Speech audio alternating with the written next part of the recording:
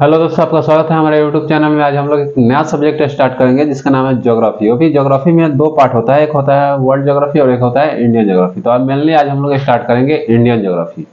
आइए हम लोग स्टार्ट करते हैं इंडियन ज्योग्राफी। और इंडियन ज्योग्राफी में बहुत सारे टॉपिक हम लोग को पढ़ना है, लेकिन सबसे पहले हम लोग स्टार्ट करेंगे भारत का परिचय। देखिए, जैसे हम लोग का परिचय होता है ना, वैसे भारत का भी परिचय है। जैसे हम लोग का नाम, गांव, पता, कहाँ हम लोग रहते हैं, ये हम लोग का परिचय हो गया।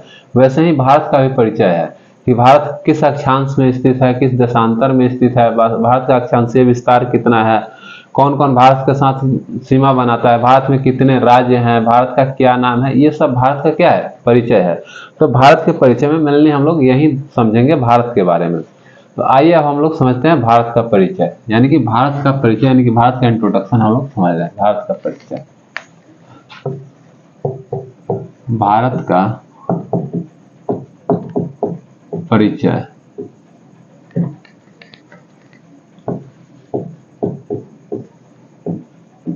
भारत का परिचय, भारत का अगर परिचय की हम बात करें तो सबसे पहले बात आता है कि भारत स्थित कहाँ है, ठीक ना। तो देखिए, पृथ्वी क्या है, तो पृथ्वी एक जियोड का आकार का यानी कि सेव का आकार का है। यानी कि पृथ्वी देखिएगा तो ऊपर से भी चिपटा हुआ है और नीचे से भी क्या है, चिपटा हुआ है। एक सेव जैसे हम लोग देखते हैं, नारंगी या सेव देखते हैं, उस आकार का हमारा क्या है, पृथ्वी है। तो ये पृथ्वी देखिएगा ना, ऐसे पृथ्वी है। मान लीजिए कि हमारा क्या है, पृथ्वी है। पृथ्वी के दो बराबर भागों में बांटा जाता है। इस पृथ्वी के दो बराबर भागों में बांटने वाली रेखा को 0 डिग्री रेखा कहते हैं। क्या कहते हैं, 0 डिग्री रेखा कहते हैं, जिसे विषुवत रेखा या 0 डिग्री रेखा कहते हैं। ये रेखा क्या करती है कि पृथ्वी के दो बराबर भागों में बांटती है। कितने भागों में बांटती है, पृथ्वी के दो बराबर भागों में बांटती है। यानी कि पृथ्वी के दो बराबर भागों में बांटने वाली रेखा को क्या कहते हैं, विषुवत रेखा या 0 डिग्री रेखा कहते हैं, या इंग्लिश में इक्वेटर बोलते हैं। इसे कौन सा रेखा बोलेंगे, 0 डिग्री रेखा, या कौन सा रेखा बोलेंगे, विषुवत रेखा या इक्वेटर, इसे इंग्लिश में बोलते हैं। 0 डिग्री रेखा के ऊपर वाले को क्या बोलते हैं, उत्तरी अक्षांश। ऐसे आपको एक टॉपिक और हम पढ़ाएंगे, जैसे वर्ल्ड ज्योग्राफी स्टार्ट होगा उसमें अक्षांश और देशांतर के बारे में हमें पढ़ना है। तो यहाँ नॉर्मली हम बतला दे रहे हैं, क्योंकि भारत कहाँ किस अक्षांश में और किस देशांतर में स्थित है, वो बतलाने के लिए थोड़ा हम आप लोग को ये बतला रहे हैं। नहीं तो पूरा अगर अक्षांश और देशांतर के बारे में पढ़ना है तो एक टॉपिक ही पढ़ाना है, अक्षांशीय विस्तार और देशांतरीय विस्तार, वहां हमको बतलाना है। तो ये केवल हम समझाने के लिए आपको थोड़ा रफली बतला दे रहे हैं, ठीक ना। तो ये जो 0 डिग्री रेखा है, ये पृथ्वी के दो बराबर भागों में बांटता है, ठीक। ये दो बराबर भागों में बांटता है। तो ऊपर वाला को बोलते हैं उत्तरी अक्षांश और नीचे वाला को बोलते हैं दक्षिणी अक्षांश। ऊपर वाला को बोलते हैं उत्तरी अक्षांश और नीचे वाला को बोलते हैं दक्षिणी अक्षांश। ऊपर वाला को उत्तरी अक्षांश और नीचे वाला को दक्षिणी अक्षांश बोलते हैं। ये प्रत्येक एक एक डिग्री पे अक्षांश रेखाएं खींचे जाते हैं। कितना खींचे जाते हैं, प्रत्येक एक एक डिग्री पे अक्षांश रेखाएं खींचे जाते हैं। ऐसे करके जब जाइएगा 23.5 डिग्री पे, तो एक 23.5 डिग्री पे भी रेखा होता है, ठीक। क्या होता है, 23.5 डिग्री पे भी रेखा होता है। तो अभी हम उस 23.5 डिग्री को हम लोग नहीं देखेंगे। अब ये जो है, ऊपर वाला को क्या बोलेंगे, उत्तरी अक्षांश, और नीचे वाला को क्या बोलेंगे, दक्षिणी अक्षांश। यहाँ पोल होता है, पृथ्वी पे दो पोल होते हैं, ऊपर यानी कि उत्तरी पोल और नीचे वाले को बोलते हैं दक्षिणी पोल। ऊपर वाला को बोलते हैं उत्तरी पोल और नीचे वाला को बोलते हैं दक्षिणी पोल। और ये दोनों पोल को मिलाने वाले रेखा को क्या बोलते हैं, देशांतर रेखा। अभी पूरा हम अक्षांश और देशांतर के बारे में हम नहीं बतला रहे हैं। आप इतना ध्यान रखिए कि हम अभी केवल भारत का लोकेशन हम बतला रहे हैं कि भारत कहाँ स्थित है। इसके लिए हम थोड़ा सा ये अक्षांश और देशांतर के बारे में बतला रहे हैं। ऐसे हम आप लोगों को पहले ही बतला दिए कि अक्षांश और देशांतर के बारे में अगर हमें पढ़ना है तो पूरा इसके लिए हम एक टॉपिक लेकर आएंगे और उसमें आप लोग को अक्षांश और देशांतर के बारे में पूरा क्लियर करेंगे। तो मैंने क्या कहा कि ये दोनों ध्रुवों को मिलाने वाली रेखा को क्या कहते हैं, देशांतर रेखा कहते हैं। इसे क्या कहेंगे, देशांतर रेखा कहेंगे। यानी कि जो बीचों बीच काट रहा है इसे क्या कहते हैं, विषुवत रेखा या 0 डिग्री रेखा कहते हैं। लेकिन जो दो देशांतर रेखाओं को मिलाने वाली रेखा, सॉरी, दो दो ध्रुवों को मिलाने वाली रेखा को क्या कहते हैं, देशांतर रेखा कहते हैं। अब बात आता है कि ये तो हम आप लोगों को समझ में आ गया कि ऊपर जो विषुवत रेखा के ऊपर वाला पार्ट है उसे उत्तरी ध्रुव बोलेंगे, नीचे वाला पार्ट है उसे दक्षिणी ध्रुव बोलेंगे। अब ये है देशांतर रेखा, यानी कि दो ध्रुवों को मिलाने वाली रेखा को क्या कहते हैं, देशांतर रेखा कहते हैं। दो ध्रुवों को मिलाने वाली रेखा को क्या कहते हैं, देशांतर रेखा कहते हैं। देशांतर रेखा के इधर जाइएगा तो ये होगा पूर्वी देशांतर, और इधर जाइएगा तो ये होगा आपका पश्चिमी देशांतर।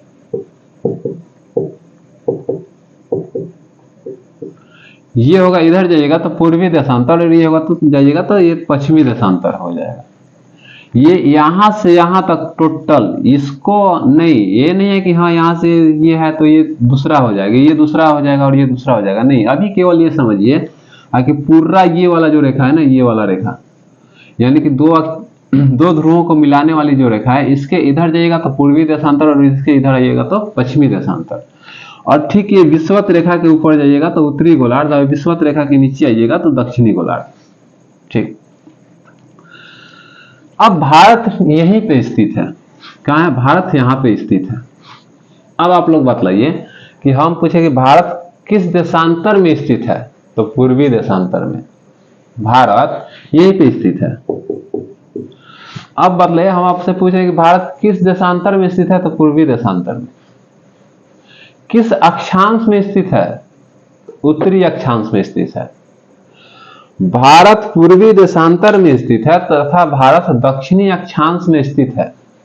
क्या है, भारत पूर्वी देशांतर तथा उत्तरी अक्षांश में स्थित है। ठीक ना, तो भारत कहां है, आप लोगों को समझ में आ गया कि भारत पृथ्वी पे कहां है। तो भारत कहां है, पूर्वी देशांतर तथा उत्तरी अक्षांश में भारत स्थित है। ये भारत कहां स्थित है के बारे में आप लोगों को पता चल गया। यहां तक किसी को कोई डाउट नहीं है। अब आइए, अब हम लोग आगे बढ़ते हैं। देखिए, हम भारत की बात कर रहे हैं ना। भारत ये विषुवत रेखा है, विषुवत रेखा से 876 किलोमीटर ऊपर है। कितना है, 876 किलोमीटर ऊपर है। किससे, विषुवत रेखा से। विषुवत रेखा से भारत कितने दूरी पर स्थित है, तो 876 किलोमीटर दूरी पर स्थित है। ये तो भारत की हमें लोकेशन के बारे में पता चला कि भारत कहाँ स्थित है। ठीक, अब भारत का नाम क्या है, भारत का नाम कैसे कैसे पड़ा, इसके बारे में अब हम लोग जानते हैं। देखिए, हमारा टॉपिक ही है भारत का परिचय। ठीक, भारत में कई कबीला वाला आके शासन किए, कई लोग आके शासन किए। बहुत सारे लोगों ने भारत में आके शासन किया और अपने अपने थॉट पे, अपने अपने विचार पे भारत को अलग अलग नाम रखा। जैसे भारत को आर्य समाज, एक था आर्य समाज। आर्य का अर्थ होता है श्रेष्ठ। आर्य का अर्थ क्या होता है, श्रेष्ठ या उच्च। ठीक ना, आर्य समाज के लोग रहते थे।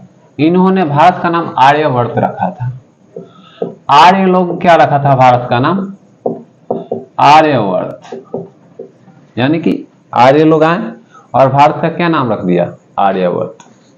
जैसे हम लोगों के ही गांव घर में देखिएगा, एक आदमी का 3 नाम 4 नाम होता है।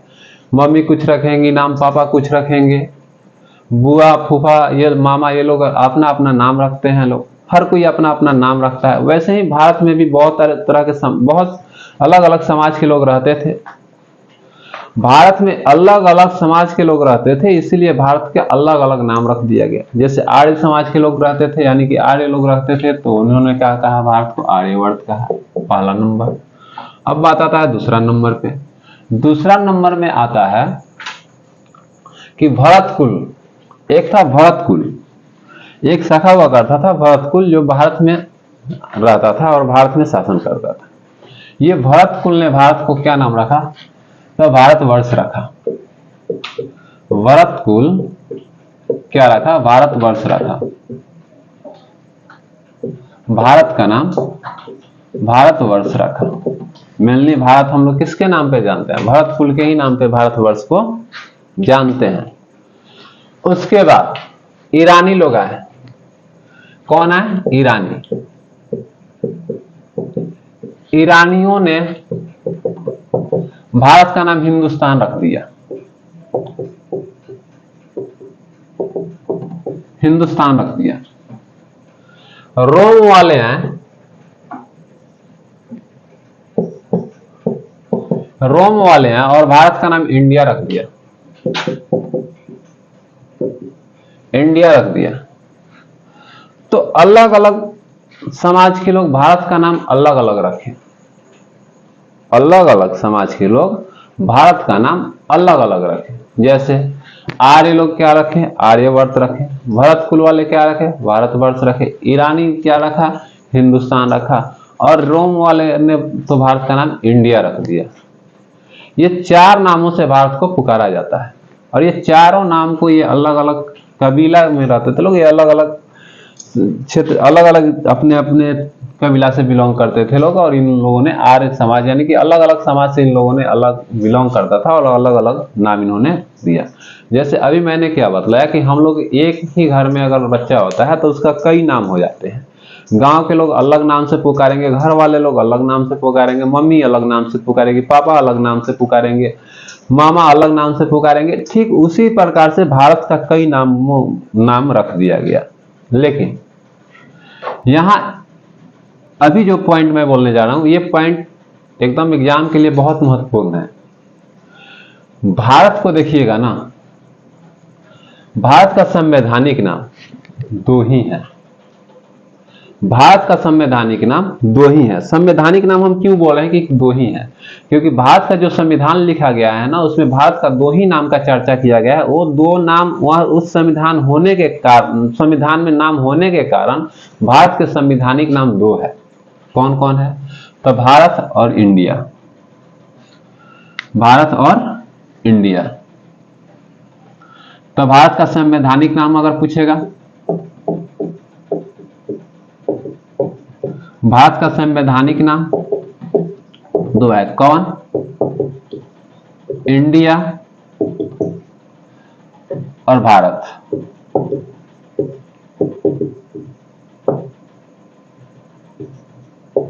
इंडिया। आर्टिकल 1 में लिखा गया भारत दैट इज इंडिया। क्या होगा? राज्यों का संघ होगा। क्या होगा? राज्यों का संघ होगा। तो भारत का जो संविधान है ना, उसमें भारत के मात्र दो ही नाम का चर्चा है। क्या है? भारत और इंडिया। तो क्वेश्चन पूछेगा कि भारत का संवैधानिक नाम कितने हैं? तो दो। भारत का संवैधानिक नाम कितने हैं? दो। क्या? तो भारत और इंडिया। लेकिन अगर ये कुल के हिसाब पर कहेगा तो कितना हो जाएगा? चार। कौन? आर्यवर्त, भारतवर्ष, हिंदुस्तान और इंडिया। लेकिन संवैधानिक में भारत और इंडिया ही हो जाएगा। पूछेगा कि किस अनुच्छेद में है? तो अनुच्छेद 1, आर्टिकल 1, भाग 1। ये पॉलिटी का पार्ट है। पॉलिटी में आपको अच्छा से बतलाया जाएगा। अभी बस केवल इतना ही याद रखिएगा कि भारत का संवैधानिक नाम कितना है? दो, भारत और इंडिया। ठीक। अब आइए, अब हम लोग आगे बढ़ते हैं। अब भारत के नाम के बारे में जान गए, संवैधानिक नाम के बारे में जान गए। अब भारत का विस्तार उसका अब हम लोग देख लेते हैं। भारत कहाँ स्थित है ये भी हम लोग देख लिए कि भारत उत्तरी गोलार्ध और पूर्वी देशांतर में स्थित है। देखिए, ये हमारा सुंदर प्यारा सा भारत है।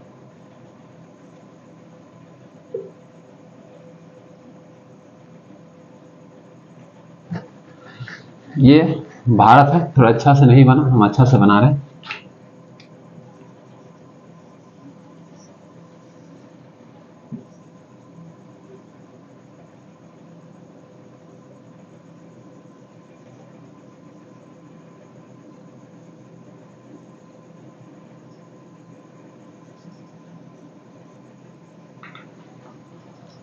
देखिए, उतना अच्छा से तो नहीं बना, लेकिन फिर भी समझाने के लिए बन गया।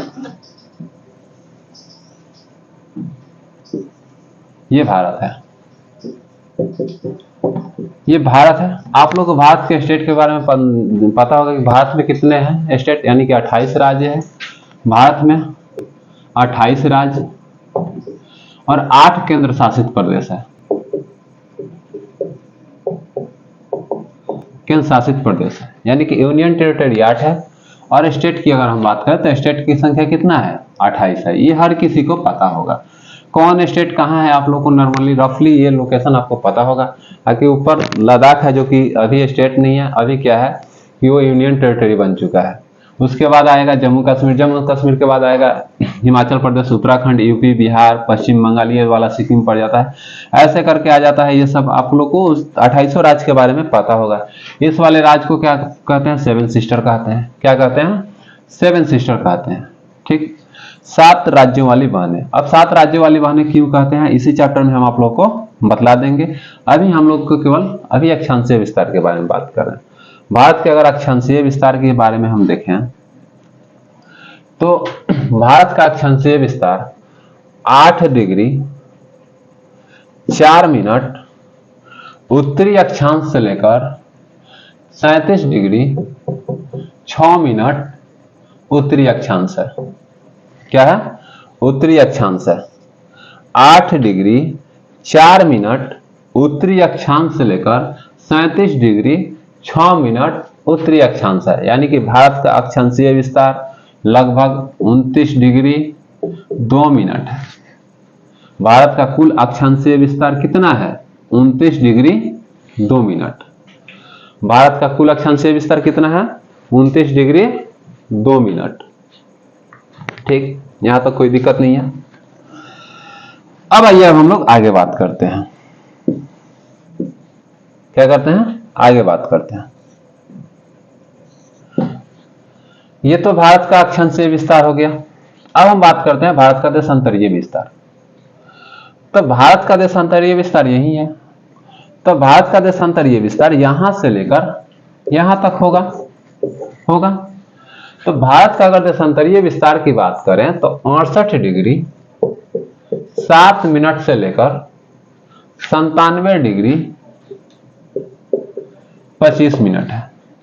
क्या है, 25 मिनट है।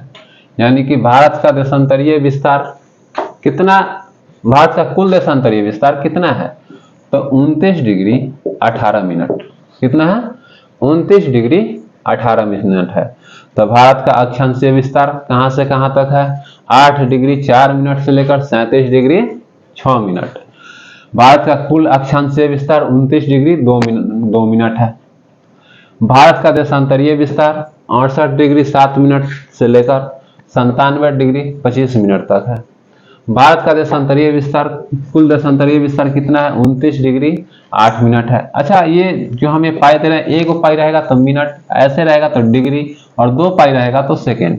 तो एक अक्षांशीय विस्तार और देशांतरीय विस्तार को डिग्री, मिनट और सेकेंड में दर्शाया जाता है, और उसके लिए यही सिंबल दिया जाता है। ठीक, तो भारत का तो हम लोग जान गए कि अक्षांशीय विस्तार क्या है और देशांतरीय विस्तार क्या है।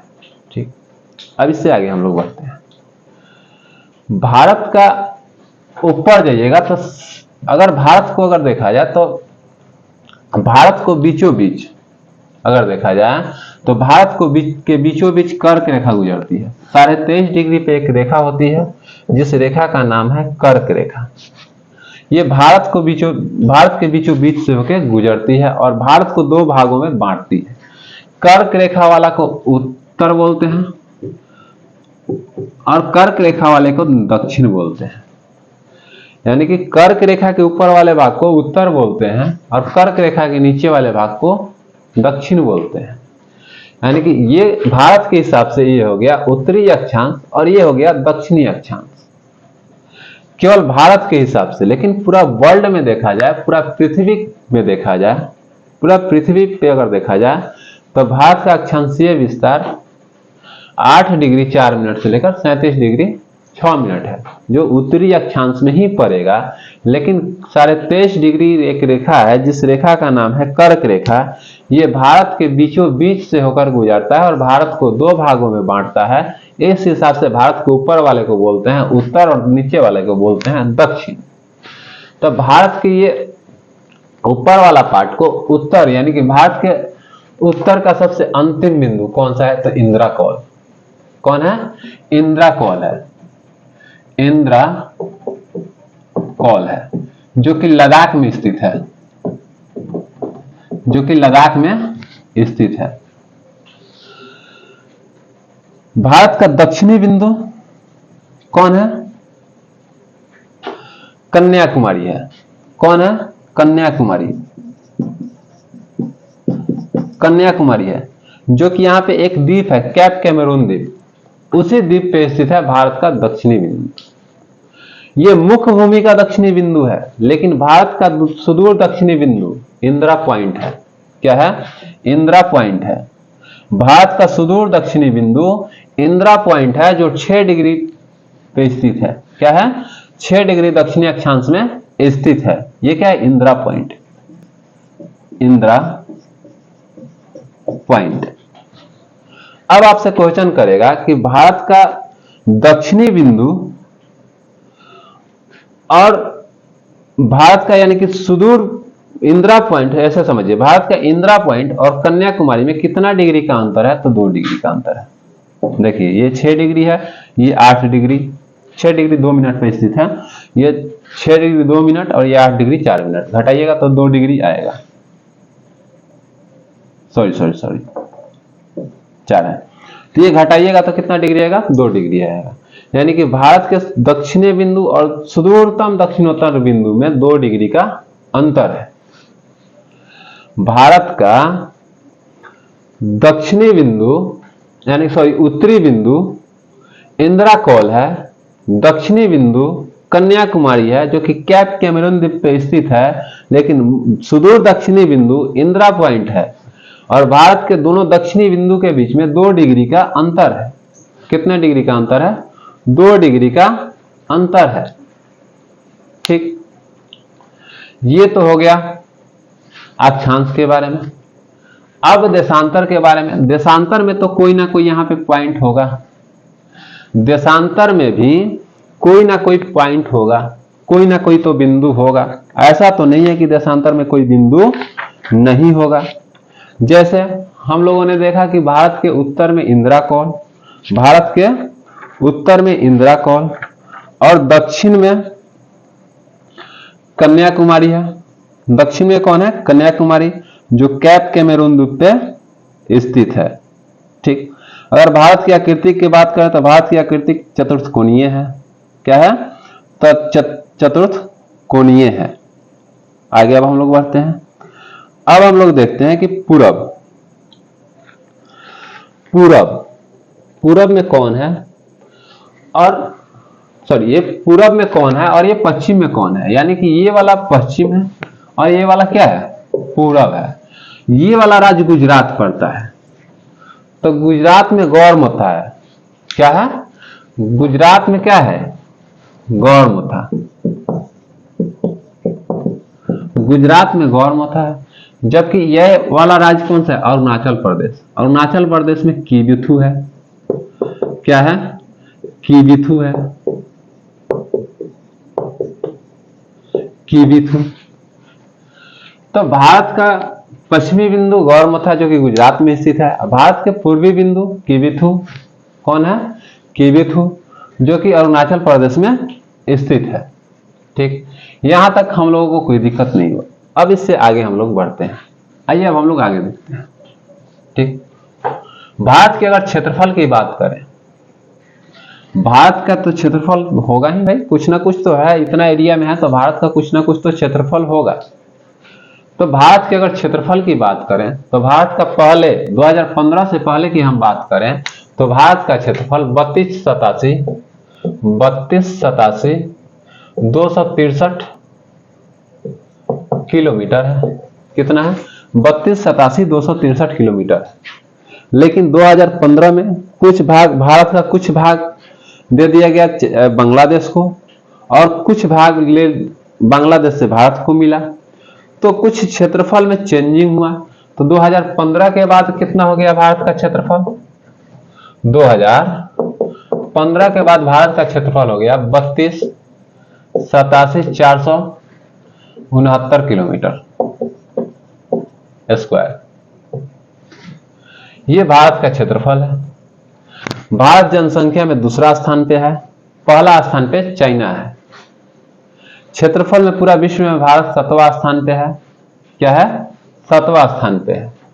ठीक, अभी हम वहां नहीं जा रहे, अभी यहीं पे रह रहे हैं हम लोग। देखिए, भारत का ये उत्तर से दक्षिण का लंबाई दूरी अगर हम देखें, ये वाला दूरी अगर हम देखें तो ये 3214 किलोमीटर है, यानी कि 3214 किलोमीटर, 3214 किलोमीटर है भारत का। उत्तर से दक्षिण की तरफ अगर हम देखेंगे तो ये टोटल यहां से उत्तर से दक्षिण की दूरी कितना है? 3214 किलोमीटर है। कितना है? 3214 किलोमीटर है।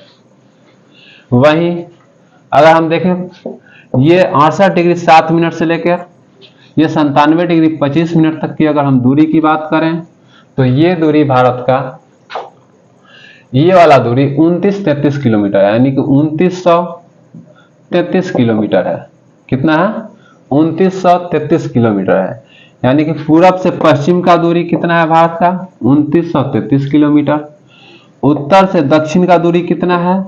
3214 किलोमीटर है। क्या है? 3214 किलोमीटर है। यहां तक किसी को कोई दिक्कत नहीं है? चलिए, अब हम लोग आगे बढ़ते हैं। ठीक, आइए अब हम लोग आगे बढ़ते हैं। अगर भारत की क्षेत्रफल की बात करें तो विश्व के कुल क्षेत्रफल का 2.42% है। 2.42% भारत का क्षेत्रफल है। विश्व के कुल क्षेत्रफल का अगर परसेंटेज में हम भारत का चर्चा करें तो 2.42 है। ठीक, आइए अब हम लोग भारत के बारे में और समझते हैं। ठीक, यहां तक किसी को कोई दिक्कत नहीं होगा। चलिए, आज भर हम इतना ही रहने देते हैं। अब इससे आगे हम लोग नेक्स्ट क्लास में पढ़ेंगे।